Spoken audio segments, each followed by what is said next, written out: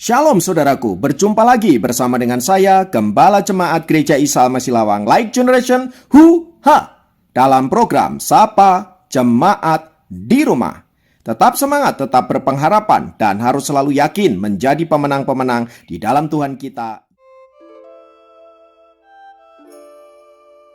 Firman Tuhan kali ini saya ambil dari Mazmur pasal yang pertama, ayat yang pertama sampai ayat yang ketiga.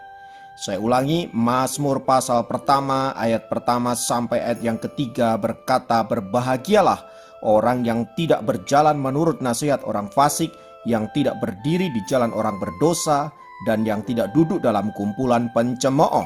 Tetapi yang kesukaannya ialah Taurat Tuhan, dan yang merenungkan Taurat itu siang dan malam. Ia seperti pohon yang ditanam di tepi aliran air, yang menghasilkan buahnya pada musimnya, dan yang tidak layu daunnya. Apa saja yang diperbuatnya berhasil." Haleluya. Hari ini kita akan berbicara tentang 4 langkah menjadi orang yang berhasil menurut Mazmur pasal 1.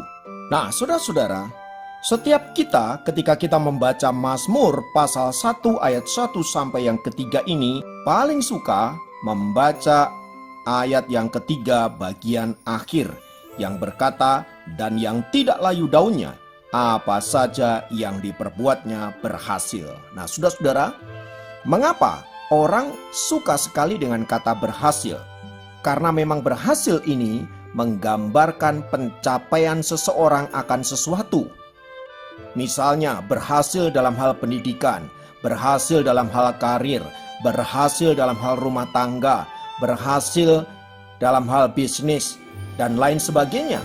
Dan yang tidak boleh kalah pentingnya juga adalah berhasil di dalam melayani Tuhan. Nah, kata berhasil di dalam Mazmur pasal yang pertama ayat yang ketiga bagian akhir itu tidak semata-mata berbicara tentang keberhasilan di dalam hal finansial, keberhasilan di dalam hal bisnis, dan lain sebagainya. Artinya, keberhasilan yang dimaksud bisa sangat luas sekali, termasuk di dalamnya adalah hidup sebagai anak-anak Allah yang berkenan di hadapan Allah. Karena memang kata berhasil ini adalah kata yang terbuka, tergantung siapa yang memaknainya. Bagi orang tertentu, mungkin yang dimaksudkan berhasil itu adalah menjadi kaya. Bagi orang-orang tertentu, berhasil itu artinya rumah tangga baik-baik saja, karirnya oke semua, dan lain sebagainya. Atau kalau dalam dunia pelayanan, pelayanannya diberkati, gerejanya menjadi besar, jemaatnya menjadi banyak, kaya-kaya semua, dan lain sebagainya. Itu yang dikatakan berhasil. Ya, tergantung siapa yang memaknainya. Bahkan bagi orang tertentu, berhasil juga bisa dapat dipahami sebagai hidup sederhana, hidup menjadi hamba, hidup melepaskan diri dari segala keinginan duniawi dan lain sebagainya. Itu juga dapat dikategorikan sebagai berhasil, tergantung siapa yang memaknainya. Namun untuk sampai kepada titik berhasil itu, saudara-saudara, bukanlah sesuatu yang mudah. Oleh sebab itu, diperlukan perjuangan, kerja keras, dan upaya begitu rupa agar keberhasilan itu menjadi milik kita. Apapun konsep keberhasilannya, poin-poin itu tetaplah dibutuhkan. Nah, menurut Mazmur pasal yang pertama, ayat pertama sampai ayat yang ketiga ini, untuk mencapai keberhasilan itu, ada 4 poin penting yang harus diperhatikan. Pertama, tidak berjalan menurut nasihat orang fasik. Poin ini ingin berbicara agar kita tidak mengadopsi konsep-konsep atau pola-pola yang dipraktekkan oleh mereka yang kita sebut sebagai fasik. Sekalipun hal itu mungkin kita anggap baik, kita anggap sesuatu yang lumrah, tetapi Alkitab katakan apa? Agar kita tidak berjalan menurut nasihat orang fasik. Nah, pertanyaannya adalah, siapa yang dimaksudkan firman Tuhan dengan orang fasik itu? Saudara-saudara, orang fasik yang dimaksudkan di sini bukanlah orang yang tidak kenal Tuhan, bukanlah orang yang tidak beragama, dan lain sebagainya. Orang fasik adalah orang yang mengerti tentang Tuhan, orang beragama, mengerti kitab suci, tetapi dia tidak mempraktekkannya. Dengan kata lain, ini adalah orang munafik yang hanya pintar berbicara kebenaran, tetapi dia sendiri tidak mempraktekkan kebenaran itu. Nah, inilah yang disebut dengan orang fasik. akhir-akhir ini orang fasik bergentayangan di mana-mana, saudara-saudara. Bahkan dia ada di mimbar-mimbar agama. Dia ada di tempat-tempat yang kelihatannya suci, menggunakan ayat-ayat firman Tuhan, menggunakan kaidah-kaidah beragama, tetapi sesungguhnya dia sendiri tidak pernah mempraktekkan hal itu. Nah, firman Tuhan katakan agar kita tidak menuruti nasihat orang seperti ini. Lalu yang kedua, saudara-saudara, tidak berdiri di jalan orang berdosa. Nah, kalau berbicara orang berdosa ini, saudara-saudara, ini lebih ditujukan kepada orang-orang yang tidak mau mengenal kebenaran, anti dengan kebenaran, orang-orang yang memang menempatkan dirinya sebagai pribadi yang melawan kebenaran, di mana hal itu terjadi karena memang dia tidak mengenal kebenaran, dan tentu saja karena hal itu dia tidak hidup di dalam kebenaran. Itulah yang dimaksudkan dengan orang berdosa. Nah, saudara-saudara, dikatakan oleh firman Tuhan, jangan berdiri di jalan orang seperti ini. Maksudnya, jangan ikuti norma hidup orang seperti ini.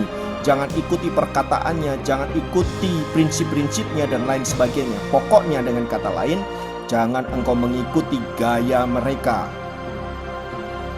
Lalu yang ketiga, saudaraku, berbicara tentang jangan duduk dalam kumpulan pencemooh. Ini berbicara tentang mereka yang merasa diri sok tahu, sok pintar, dan suka mengkritik. Entah itu mengkritik seseorang secara pribadi, mengkritik pemerintah, mengkritik para pemimpin mereka, dan lain sebagainya, dan merasa diri benar. Padahal pada umumnya seorang pengkritik adalah orang yang hanya pandai mengamat-amati orang lain, dan dia tidak pandai mengamati dirinya sendiri. Mirip seperti seorang penonton sepak bola yang begitu lantang ngomong harusnya ke kanan, harusnya ke kiri, harusnya ditembak langsung, nggak perlu diumpan dan lain sebagainya. Tapi dia sendiri nggak bisa main bola, saudaraku. Orang-orang seperti ini hari-hari ini begitu banyak berkeliaran di sekitar kita. Dia ada di dalam rumah-rumah ibadah, dia ada di dekat kita, ada di kantor kita, ada di tempat pekerjaan kita, dan lain sebagainya. Alkitab katakan apa? Jangan engkau duduk di dalam kumpulan mereka. Artinya dengan kata lain, jangan dengarkan ocehan mereka.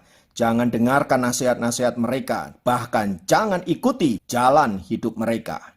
Dan yang keempat, saudara-saudara, ini poin yang paling penting. Hiduplah menurut nasihat firman Allah. Hiduplah berpadanan dengan firman Allah. Bertekunlah di dalam membaca firman Allah. Dan hidupilah firman Allah sedemikian rupa. Oleh sebab itu Mazmur pasal yang ketiga ayat yang kedua tadi berkata, tetapi yang kesukaannya ialah Taurat Tuhan, dan yang merenungkan Taurat itu siang dan malam. Nah, sudah dikasih Tuhan, ini berbicara tentang orang yang haus akan kebenaran, orang yang mau mencari kebenaran dengan cara apa? Menyelidiki kitab suci. Dia orang yang mau belajar. Dia bukan hanya orang yang mau dengar-dengar doang, tetapi orang yang senantiasa mau belajar dan menyelidiki kebenaran firman Tuhan sehingga dia menjadi pelaku-pelaku firman, dan karena hal itu dia tidak mudah disesatkan oleh orang-orang yang tidak bertanggung jawab.